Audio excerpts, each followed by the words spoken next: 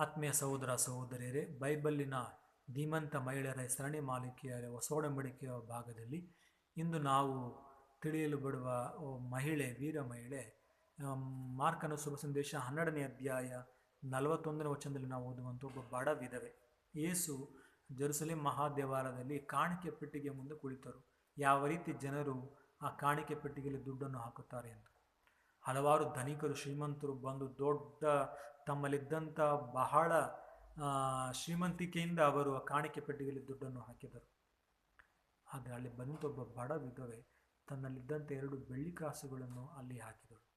ಆಗ ಯೇಸು ಇಂದು ದೇವಾಲಯದಲ್ಲಿ ಕಾಣಿಕೆ ಅರ್ಪಿಸಿದಂತೆ ಎಲ್ಲರಿಗಿಂತ ಈ ಬಡ ವಿಧವೆ ಹೆಚ್ಚಾಗಿ ಅರ್ಪಿಸಿದ್ದಾಳೆ. ಏಕೆಂದರೆ ಇತರರು ತಮ್ಮಲ್ಲಿದ್ದಂಥ ಅಗರ್ಭ ಶ್ರೀಮಂತಿಕೆಯಿಂದ ಅರ್ಪಿಸಿದರೆ, ಈ ಬಡ ವಿಧವೆ ತನ್ನಲ್ಲಿದ್ದಂಥ, ತಾನು ಜೀವಿತ ಕಾಲದಲ್ಲಿದ್ದಂಥ, ಜೀವಿಸಲು ಬಹಳ ಬೇಕಾಗದಂಥ ತನ್ನ 2 ಕಾಸನ್ನೇ ದೇವರಿಗೆ ಅರ್ಪಿಸಿದ್ದಾಳೆ ಎಂದು ಪ್ರಭು ಯೇಸು ಹೇಳುತ್ತಾರೆ.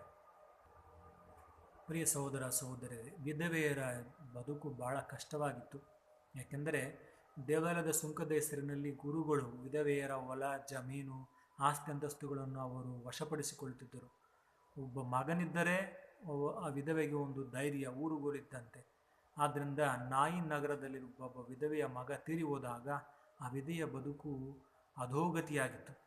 ಆ ಸಂದರ್ಭದಲ್ಲಿ ಆ ವಿಧವೆ ಯೇಸುವಿಗೆ ತನ್ನ ಮಗನನ್ನು ಎಬ್ಬಿಸುವಂತೆ ಕೇಳಲಿಲ್ಲ. ಬದಲಾಗಿ ಯೇಸುವಿನ ತಾಯಿ ಒಂದು ವಿಧವೆಯಾಗಿದ್ದರು, ಮಾತೆ ಮರಿಯಮ್ಮನವರು. ಆದ್ದರಿಂದ ಕಷ್ಟ ಜೀವನ ನಡೆದುಕೊಂಡ ಯೇಸು ನಾಯಿನ್ ಪಟ್ಟಣದ ಬಳಿ ಬಂದಾಗ ಆ ಬಾಗಿಲ ಬಳಿ ಯೇಸುವೇ ಅವರೇ ಹೋಗಿ ತೀರಿ ಹೋಗಿದಂಥ ಮಗನನ್ನು ಎಬ್ಬಿಸಿ ಆ ಯೌವನಸ್ಥನನ್ನು ಆ ವಿಧವೆಗೆ ನೀಡುತ್ತಾರೆ.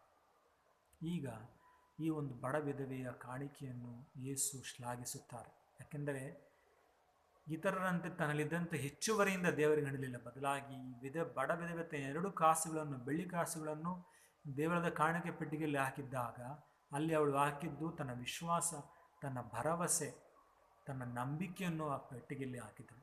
ಆದ್ದರಿಂದ ನಾವು ದೇವರಿಗೆ ವಂದನೆಯನ್ನು ಸಲ್ಲಿಸುವುದು, ಎಲ್ಲ ನಮ್ಮ ಜೀವನದ ಎಲ್ಲವೂ ಒಳ್ಳೆಯದಾಗಿ ನಡೆಯುವಾಗ ದೇವರಿಗೆ ವಂದನೆ ಸಲ್ಲಿಸುವುದು ಭಾಳ ಸುಲಭ. ಆದರೆ ನಮ್ಮ ಅನಾರೋಗ್ಯದಲ್ಲಿ, ಕಷ್ಟದಲ್ಲಿ, ಗೊಂದಲದಲ್ಲಿ, ಕಾರ್ಪಣ್ಯದಲ್ಲಿ, ಕಣ್ಣೀರಿನಲ್ಲಿ ದೇವರಿಗೆ ವಂದನೆಯನ್ನು ಸಲ್ಲಿಸುವುದು ಸುಲಭವೇ?